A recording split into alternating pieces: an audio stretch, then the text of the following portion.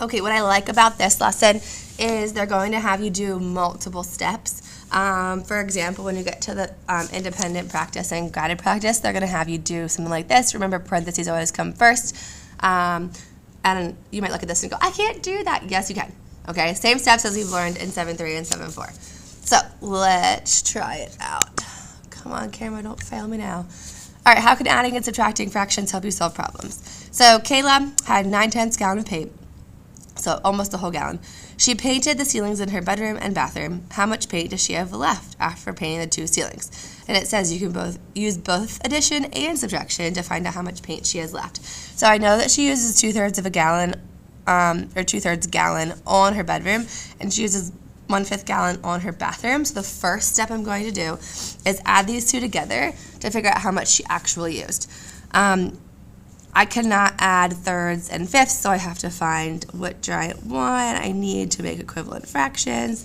They already made equivalent fractions for you, but why not practice which giant one works? So 3 times 5 is 15, so 2 times 5 is 10. 5 times 3 is 15, so 1 times 3 is 3. And when I add them together, I get 13/15.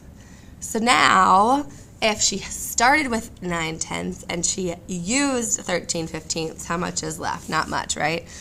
Because I could estimate this. Let's do it up here.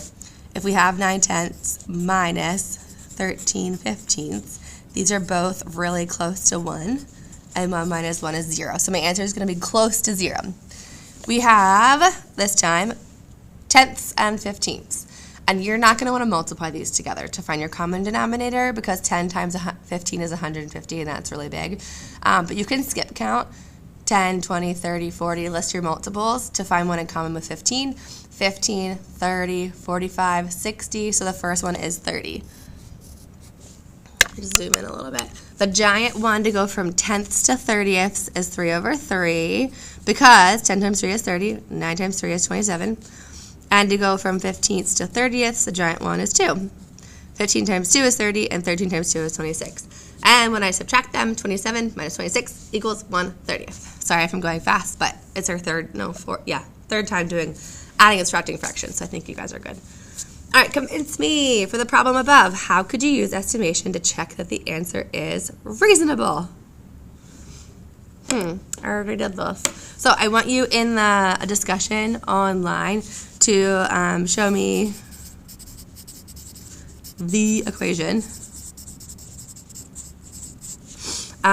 used to estimate. You don't have to write this down.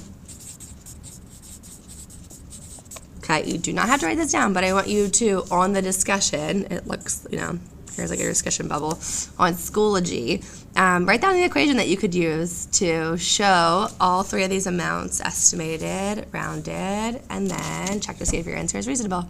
All right, good luck. And if you need any help, come see me or watch the next video on the guided practice if you really want.